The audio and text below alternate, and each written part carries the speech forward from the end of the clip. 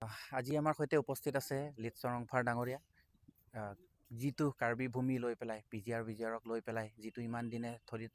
চলি থকা সেয়া চেষ্টা তেখেতসকলে বহুত কষ্ট কৰিছে, বিভিন্ন ধৰণৰ চিটুৱেশ্যন তেখেতসকলে ফেচ কৰিবলগীয়া হৈছে। আজি সেয়া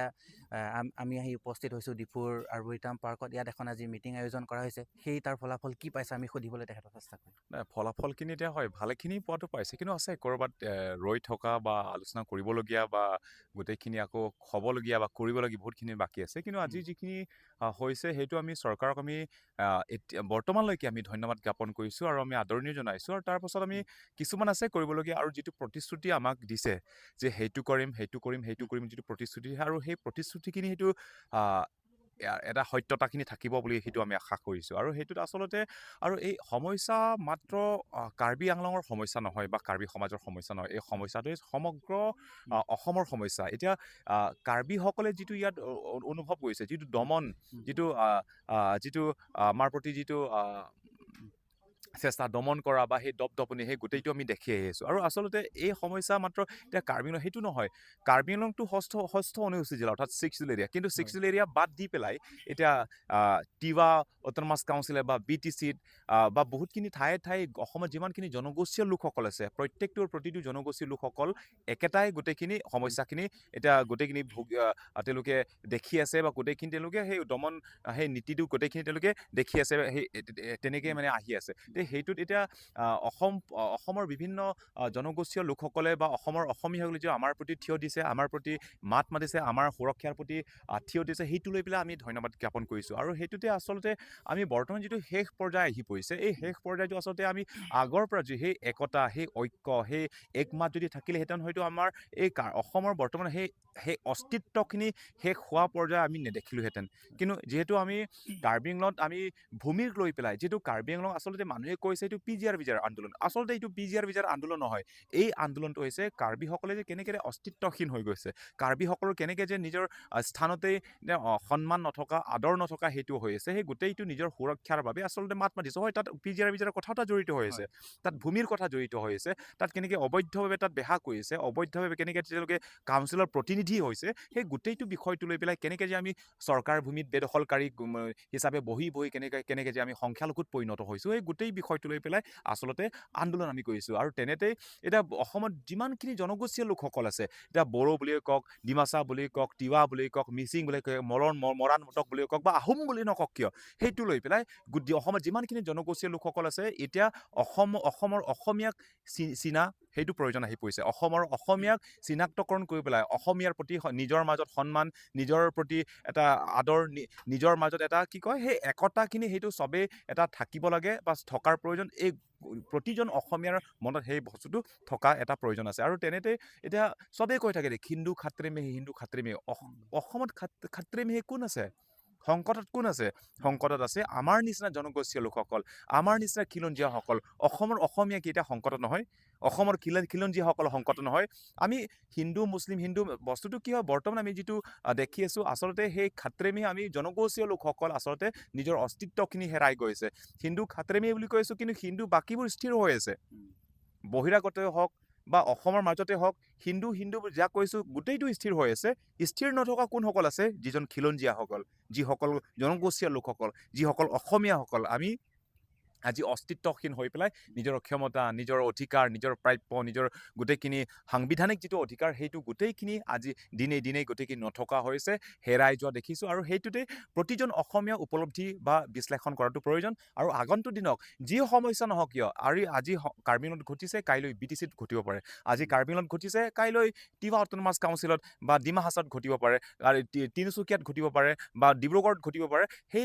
যিকোনো নহওক কিয়, আমি তাত আদৰণি মানে তাত আমি মাতা বা জনাই সেইটো কোনো প্ৰয়োজন। সমস্যা দেখাৰ পোৱাৰ লগে নিজৰ মানুহ বা নিজৰ অসমীয়া বা নিজৰ মাজৰ বুলি আমি সেই বস্তুটো আমি ভাবি পেলাই আমি তালৈকে আমি গৈ পেলাই সঁহাৰি, অৰ্থাৎ সেইটো লৈ পেলাই এক মাত মাতা, এই মাতবোৰ কেনেকৈ ডাঙৰ কৰিব পাৰি, এই মাতটো কেনেকৈ দিল্লীলৈকে গৈ পায়, এই মাতটো কেনেকৈ গুৱাহাটীলৈকে গৈ পায়, এই প্ৰতি আমি একেলগে একেহাৰে চিঞৰিব লাগিব, মাতিব লাগিব। সেইটো লৈ পেলাই গোটেই অসমীয়াসকলক বা অসমৰ জনগোষ্ঠীয় লোকসকল, অসমৰ খিলঞ্জীয়াসকল, মোৰ ফালৰ পৰা, কাৰ্বি সমাজৰ পৰা সেইটো আমি অনুৰোধ জনাইছোঁ। আৰু সেইটো লৈ পেলাই চবেই এটা স্থিৰ থাকিব বুলি সেইটো আমি আশা কৰিছোঁ। কিছুদিনৰ পূৰ্বে আপোনালোকে এখন গুৱাহাটীত মিটিং আয়োজন কৰে আপোনালোকৰ সৈতে কাৰ্বি আংলঙৰ ৰাইজ লগতে কাৰ্বি আংলং অট'নমাছ কাউন্সিল লগতে অসম গভৰ্ণমেণ্ট সেই তাত এটা চিফ মিনিষ্টাৰে মন্তব্য দিয়ে কিছু কথা কয় কিন্তু তাত উল্লেখ নকৰে যে কোনদিনা আমি ইলেকশ্যনটো ডাইৰেক্ট কৰিম সেই মেইন আচল যিটো কাৰণে ইমানখিনি আমি দেখিবলৈ পাইছোঁ কাৰ্বি আংলঙত সেইটো বিষয়ে আপোনালোকে কি সন্তুষ্ট নে কাৰ্বি আংলং ৰাইজে আচলতে এই বিষয়টো সেইটো অসম চৰকাৰৰ লগত কথা পতা প্ৰয়োজন নাই আচলতে কাৰ্বি আংলং স্বায়ত্তশাসিত পৰিষদ অৰ্থাৎ কাৰ্বি আংলং অট'নমাছ কাউন্সিল বুলি কোৱাৰ লগে লগে নিজৰ এটা স্বায়ত্তশাসিত এটা ক্ষমতা আছে মানে নিজৰ এটা ইণ্ডিপেণ্ডেণ্ট সেই অট'নমাছ বুলি এটা নিজৰ এটা কথা আছে সেইটোত আচলতে উচ্ছেৰৰ কথাই হওক ভূমিৰ কথাই হওক বেহা বেপাৰ কৰাই কথাই হওক বা পাতা দিয়াৰ কথাই হওক আচলতে অসম চৰকাৰৰ কথা পতা কোনো প্ৰয়োজন নাই আচলতে আৰু এইখিনিত আচলতে আমি ইভিকশ্যনৰ কথা সেই বস্তুটো গোটেইখিনি কাৰ্যকৰী কৰিব সেইটো পৰিষদে সেইটো অসম চৰকাৰে নহয় সেইকাৰণে আজি পৰিষদে এটা কথা সিদ্ধান্ত লৈছে যে কালিৰ পৰা এটা ইভিকশ্যন নটিচ অৰ্থাৎ উচ্ছেৰৰ প্ৰতি এটা জাননী দিয়া হ'ব আৰু 15 দিনৰ পিছত বিহুৰ আগে বা বিহুৰ পিছৰ পৰা গোটেইখিনি উচ্ছেদৰ কামখিনি আৰম্ভ কৰি দিয়া হ'ব সেইটো হয় আপোনালোকে যেতিয়া তাত কৰিছিলে প্ৰটেষ্ট তেতিয়া সময়ত এটা কথা আমি ছ'চিয়েল মিডিয়াত দেখিবলৈ পাওঁ তাত লোকেল MSC পৱন কুমাৰৰ ঘৰতো অগ্নিকাণ্ড কৰে বুলি সেই কথাটো কিমান সত্য এই বস্তুটো সত্যতা নহয় যিমানখিনি সংবাদ মাধ্যমত কিছুমানে সেই বস্তু প্ৰচাৰ কৰিছে বা প্ৰকাশ সেইকাৰণে সংবাদকৰ্মীসকলে এটা কথা মানে স্পষ্ট কৰাৰ প্ৰয়োজন এই কথাটো সত্য হয় নে নহয় কিমান যে সেইটো সত্য ইয়াৰ সত্যতা কিমান হয়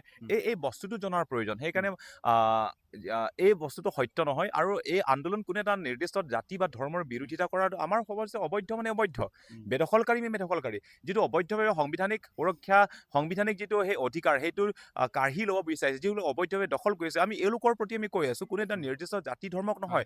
কাৰ্বি আংলঙতো বহুতখিনি জাতি আছে বিহাৰী হওক বঙালী হওক যিমানখিনি আছে আমি এওঁলোকক সন্মান কৰোঁ আমি এওঁলোকক আদৰ কৰোঁ কিন্তু কথাটো হৈছে যিসকল অবৈধ মানে অবৈধ তাত বিহাৰী হ'ব পাৰে বেংগলী হ'ব পাৰে মুছলিম হ'ব পাৰে সেইটো কিছুমানে কৈছে এইটো অসমীয়া অনা অসমীয়া ইয়াত কি কয় tribal non tribal Karbi non Karbi এইটো নহয় আমাৰ কথাটো হৈছে আমি কাকো নকওঁ আমাৰ কথাটো অবৈধ বেদখলকাৰী যিটো সাংবিধানিক যিটো অধিকাৰ প্ৰাপ্য নথকাৰ যিহেতু ষষ্ঠ অনুসূচী বুলি জনাৰ পাছত যিসকলে জোৰ জবৰদস্তি দখল কৰিছে এই বস্তুটো গোটেইখিনি আমি কিবা কৰি আছোঁ আৰু বাকী যিটো সিদ্ধান্ত লৈছোঁ আমি সংবাদ মাধ্যমৰ যদি গোটেইখিনি প্ৰকাশ কৰিছোঁ যে কাইলৈৰ পৰা গোটেইখিনি আৰম্ভ কৰা হ'ব তাত অফিচবোৰ যিমানখিনি PGR থকা যিমানখিনি তাত খেতি কৰা বন্ধ কৰি দিয়া হ'ব তাত গছ ৰোৱা হ'ব তাত আকৌ বাকী যিমানখিনি তাত যিটো ট্ৰেডিং লাইচেঞ্চৰ গোটেইখিনি কেঞ্চেল কৰাব বেহাবেৰ গোটেইখিনি তাত একেবাৰে তাত নিষেধ কৰাব সেই গোটেইটো বিষয়টো লৈ আমি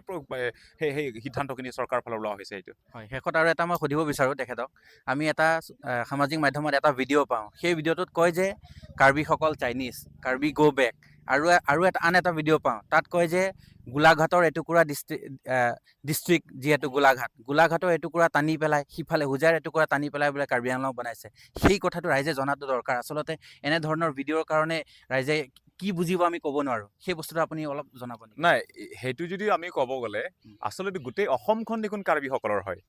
ইণ্টাৰনেটত যদি গুগলত এটা চাৰ্চ কৰিব লাগে who is the Columbus of Assam তেতিয়া তাতে সেইটো দেখা পায়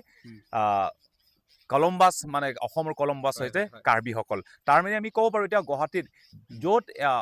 এই অসমৰ সচিবালয় অৰ্থাৎ আছাম ছেক্ৰেটাৰীত বহোৱা হৈছে তাত দেখোন গোটেইখিনি কাৰ্বিসকলৰ মাটি সেইটো আমি কম নেকি যে আমি গোটেইখিনি কাৰ্বিসকলৰ আছিলে গোটেই গুৱাহাটী দেখোন গোটেইখিনি কাৰ্বিসকলৰ আছে আমি সেইটো কম নেকি এইটো গোটেইখিনি কাৰ্বিসকলৰ পৰা এনে যিসকল লোকে মানে তেনেধৰণৰ মন্তব্যখিনি প্ৰকাশ কৰিছে তেওঁলোকে মাত্ৰ মানুহৰ মাজত এটা সংঘাত কৰিবৰ বাবেহে আচলতে সেইবোৰ গোটেইবোৰ কথা কৈছে ক'ৰবাত ইয়াত যিটো মানে সেইটো সজা কথা আৰু যিটো মানে আমাক যিটো নিৰ্দিষ্টভাৱে যিটো ডিমাৰ্কেশ্যন কৰিছে যিটো ষষ্ঠ উনিশ যিটো যিমানখিনি